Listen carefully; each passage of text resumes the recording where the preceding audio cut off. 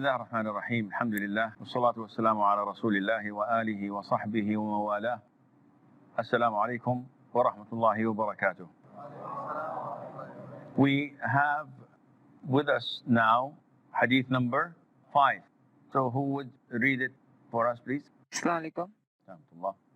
Narrated Abu Huraira, Allah Apostle Sallallahu Alaihi Wasallam said, "You should not pass urine in the stagnant water which is not flowing.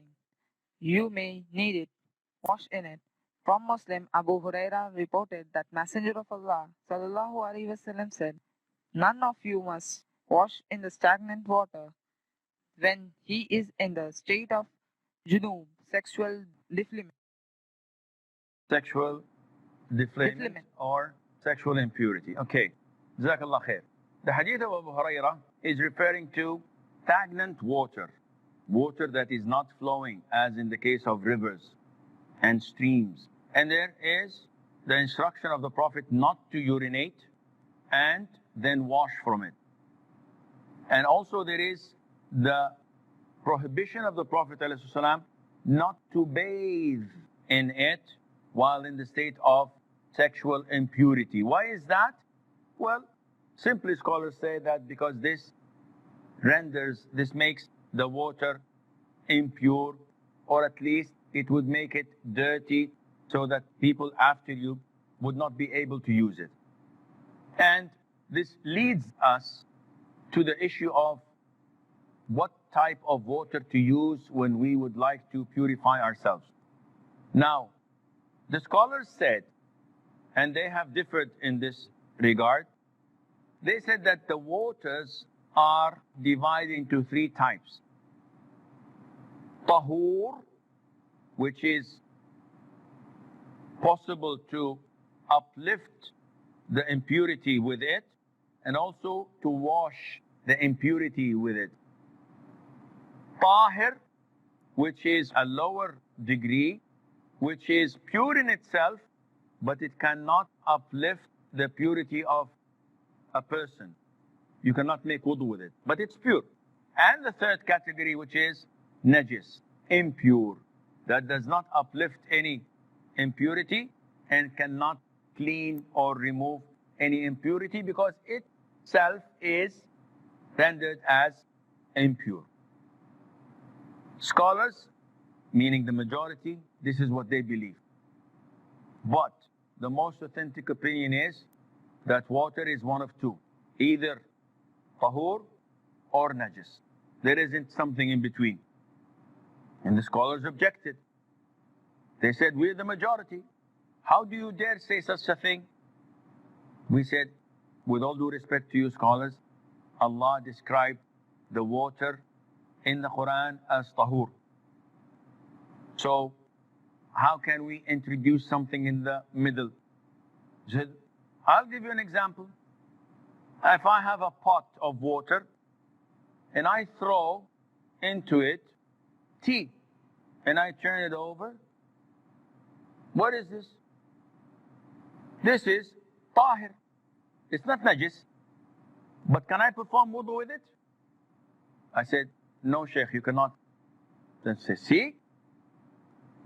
I said, with all due respect, Shaykh, but there is a small problem. What's the problem? Shaykh, this is not water. This is tea. So we're talking about water. Water is either tahir or najis. So if I have water that has tea in it, this is tea, not water. If I have a pot of water and I put some flour in it, or I put some sand in it, and I turn it as much as I can, what is this? Water with sand. Water with some flour in it. It did not change. It's still called water. So I can offer wudu and I can clean dirty or impure things with it. Likewise, if it rains and I see a pool of water, I go, it's muddy. Can I perform wudu from that?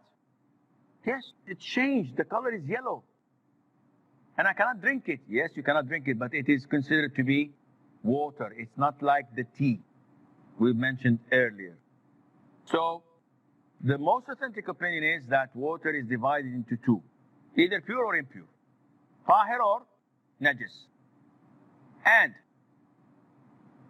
the Prophet is indicating to us stagnant water, which made scholars talk about the quantity of water that can be considered impure if an impurity falls in it, or pure if not. And they have differed so hugely and greatly.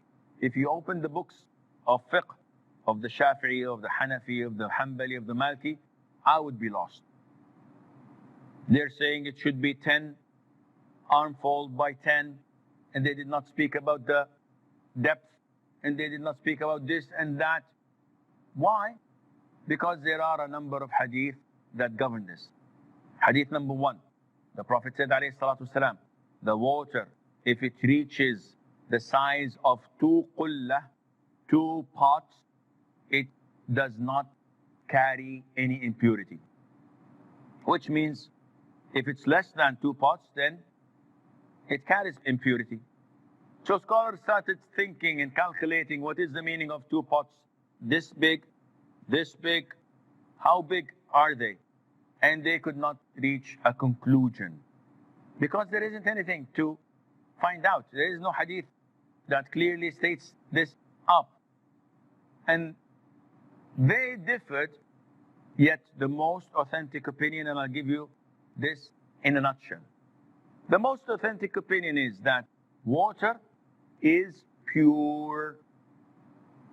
The Prophet says in the authentic hadith, water is pure and nothing renders it as impure. This hadith was reported by Abu Dawood and Tirmidhi in the Sunan. The water is pure and nothing renders it to be impure. So, is this hadith by itself sufficient? No, because I can simply bring some urine and put it in. Is this pure? Definitely not. Why? You just said the hadith, water is pure and nothing renders it or makes it or changes it into impurity. So why are you changing your mind? I'm not changing my mind. When you study hadith, when you study fiqh, you have to study the whole picture. Don't take what you like and turn a blind eye to the things you do not like. A student of knowledge does not take one verse, khalas, this is the verse. This is what Khawarij did. This is all the deviant sects had done. They take one part and this is it. We follow that. Okay, what about that rest? No, we care less. We care less about it. This is wrong. The Prophet ﷺ, in another hadith, said that water is pure unless changed by an impurity that affected its taste, its color, or its smell. However, this hadith is weak. Sheikh, as long as it's weak, why are you saying it? I'm saying it because the consensus of all scholars of Islam that this rule is to be applied. Consensus? Yes. The consensus of all scholars, no one differed. And the scholars say that the evidences of Islam are taken from Quran, Sunnah, Ijma'. Ijma' meaning consensus. And that is mentioned in Surah An-Nisa. That whoever disobeys the Prophet ﷺ and follows a path other than the path of the believers, then he will be thrown into hell. This is one of the evidences of Ijma'. So, scholars all agree that this water is pure unless one of the 3 characteristics change with, and this is underlined, one of the 3 characteristics change with what? An impurity. Why is it so important to underline? Because I can turn the tap water and I have pig iron pipes, and the water that comes down rusty, so the water is yellow. Can I make wudu? One says, no, haram. MashaAllah. When did you come? Today I'm a student of knowledge. MashaAllah. Nice to meet you. Why is it haram? I said, yes, the color has changed. And this makes it impure. Ya akhi, sit down. Or sit down. Go and learn. Why? We said that the scholars underlined this and said, if the three characteristics, what are they? Smell, taste, and color. If one of these three characteristics changed with an impurity, with a najasa, with urine, with defecation, with blood, and in this case, we rendered this to be impure. Whether the quantity is this big or the quantity is this big. So the quantity does not make any difference to us. 2 pots, 5 pots, a swimming pool, no problem. Even if it's a swimming pool, yes. How many children go in the swimming pool and in the swimming pool say, what is he doing? I know what he's doing. Okay, can I make wudu in that swimming pool? Huh? Sheikh, can I make wudu in that swimming pool? No, No. Why? because the impurity has been mixed with that water. Mumtaz. Who agrees? 1, 2, 3, 4, 5, 6, 7, 8, 9, 10, 11, almost the majority. Who disagrees? 1, 2. So we have 2 faqih. We have 2 people who understood the lesson. Again, I'll repeat. We said that the water can only be considered impure if the 3 characteristics change with an impurity. The boy who urinated in the swimming pool, can you see the color changing? Can you smell? Can you taste? It's so big. It immediately dissolves. So the water is pure. I can make wudu. It is extremely important to know how we reach this conclusion. Because once you understand it, khalas. Any doubts? Yes. Sheikh, the doubt is the word impurity is not mentioned in the hadith, although it's weak. The word impurity is not mentioned there. In the hadith, If I'm not the hadith is to tell you, as we've said, it's not authentic. It's weak, but the consensus of the scholars of accepting it and the consensus of the scholars that it could be changed by an impurity. And that is why it's almost impossible to find water that did not change the 3 colors in nature. In ponds, in lakes. Usually there's a difference. The taste is different. If you taste the Nile water, you'll find it different than a lake, for example, in here or there. But this taste, color, or smell was not changed by impurity. And this is the determining factor. Once one of these characteristics changed by an impurity, it becomes najis. Whether it's a big pond or a small glass of water. So I hope this answers the question. We have a break. After a break, inshallah, we'll continue to take your questions. So stay tuned.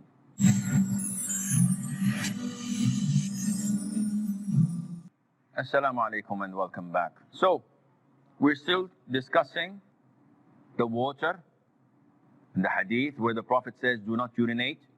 However, if you look at the hadith, the Prophet says, do not urinate. So, can I defecate? It's okay for me if I defecate in that water, in the stagnant water. Why? The Prophet said only do not urinate.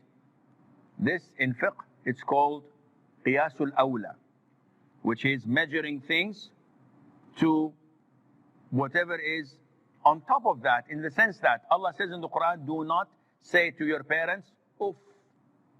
So someone comes and says, I'm going to slap my father. Wow, haram, major sin. No, Allah said, don't say oof. Allah said the least. So by default, what's more than that, it is haram. And not only that, some scholars said, the Prophet said, do not urinate in stagnant water, then wash from it. Therefore, if I urinate in a pot and I come and I spill the pot in that stagnant water, I did not urinate in it. What kind of thinking is this? Is this applicable? Islam talks to logical people. When it tells you do not urinate, it means do not filth, do not spoil that water so that people can come and drink it or use it or whatever. And that is why the Prophet says in the Hadith, ittaqu al-la'inayn. Be aware of the two things that cause cursing to come and fall upon you. What are they? The Prophet said, alayhi salam, to urinate or defecate in the path of the people or in their shade. Imagine in a hot, sunny day, you're tired, you're sweating, you want to go to this tree and rest. And when you come, you find traces of people urinating and defecating. What will you do? May Allah curse who did this. And likewise, while walking, you step on something. Who did this? May Allah curse him. So the Prophet is telling you, don't do this. And this indicates that Islam cares a lot about public opinion, cares a lot about the others. It's not me and the flood comes afterwards. No, it is us as a community that we should take care of these things. Okay, if you have any questions. By each session, mashallah, I'm finding that people are having more and more questions. So this is supposed to be informative, not to be delusional. Once we say that our urination detriments the wudu, it becomes null and void. If you urinate. Okay, if you urinate. Yes, wudu is... you have to make wudu. Wudu is... Yes. And the other side, now suppose, just of late you said, in a pool of water, if a child urinates. Now, there's a certain portion of urine is there, minuscule. But then the heart says, there's water, urine, certain portion is there. Okay. So how do we, set If you follow your heart, you will be doomed. Because Islam is not following your heart. Islam is following what you see, what you hear, what you sense, what you feel. And that is why I meet people and I say, why don't you pray behind this imam? He said, Wallahi, my heart tells me he's not a good Muslim. Subhanallah. Why are you sitting with this person who's innovator and deviant? My heart tells me he's okay. Why are you dealing in riba? He said, my heart tells me.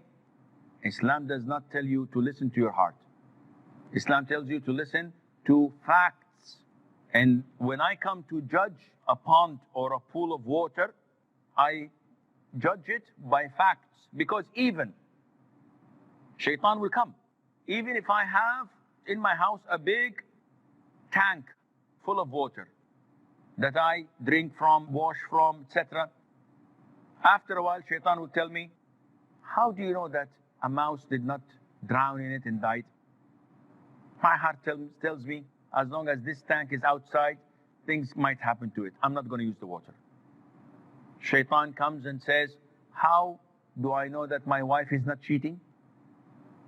My heart tells me something is wrong. Why? Fear Allah. Your wife is committed to hijab. She prays 5 times. Everybody knows. I have bad feeling. Yesterday I came into the house and she was calling someone on the phone. And the minute I came in, she said, I'll call you later. So definitely she is having an affair. She could have been speaking to her mother, to her friend. She might have been speaking to someone you don't like, your sister who you did not speak with for 10 years. She's trying to reconcile between the both of you. Why do you always think negative? My heart is telling me. So this is not the Islamic way of dealing with things. As Muslims, the Prophet tells us, alayhi salatu wasalam, I do not judge your hearts. I judge what I see. Allah is the only one who judges the hearts. Therefore, the scholar said, a big pool, swimming pool, 6 people, 10 people urinate in it. Do you feel it? Do you taste it? Do you see it? No? You can make wudu and the water is pure. Second question. Assalamu alaikum, Shaykh. Salam. Shaykh, once it is ascertained that such a thing has been mentioned in the Sahih Hadith, authentic Hadith, then we are supposed to follow it blindly without questioning the logic behind it. or else there's a possibility that we might be thrown into the hellfire. Like, take for instance, right from a young age, we have been taught that once we step out of the toilet, we have got to say Gufranaka, which means I seek your forgiveness. So why do we have to apologize? Because answering nature's call is something which is a natural phenomenon. So you're asking about the word ghufranak. Why do we ask for forgiveness and apologize for a call of nature? Exactly. No. It has nothing to do with that. When you say ghufranak, you're saying, oh Allah, I seek your forgiveness. Not because a sin I have done. No, because Allah relieved me from the toxic materials that, if not gone out, would have killed me and poisoned me. Right?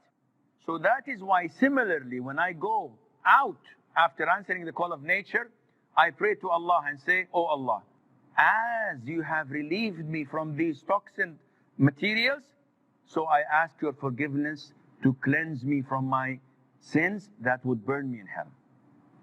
So it has nothing to do of sin. You did not do a sin. This is a blessing.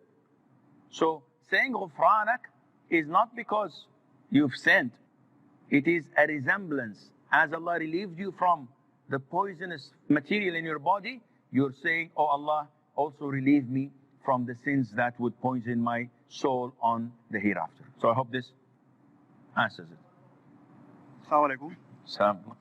If one of my brother is living life not according to Islam and not taking tahara according to Sharia, so what is the rule actually? Is my brother living like a mushrik? He is not doing his tahara properly. Yes, correct, according Okay. to Sharia. Now this is something that we have to all know. Allah does not accept prayer without wudu. Allah does not accept prayer of a person who is not in the state of purity. So if your brother or this relative of yours is not in compliance with the Quran and Sunnah, so he does not purify himself, he urinates without washing, without using toilet paper, maybe he does not pray at all, then in this case he's not a Muslim. And that is why we will come to, inshallah, pass by a hadith that deals with purifying yourself from urine when you urinate. But if a person does not pay any attention to the purity, this means that he doesn't pray. And if a person does not pray, he is a kafir. Whether he believes in prayer, or he is lazy, or he doesn't believe in prayer at all, he is a disbeliever. Because the only thing, the only form of worship that the companions all agreed upon, that abandoning is kufr, is prayer. If you don't give zakat, you're a great sinner, but you're a Muslim. If you don't perform hajj, if you don't fast Ramadan, you're still a Muslim, a great sinner. If you do not pray, then you are not a Muslim. And with this we conclude our session. Until we meet next time, fi amanillah. Wassalamu alaikum wa rahmatullahi wa barakatuh.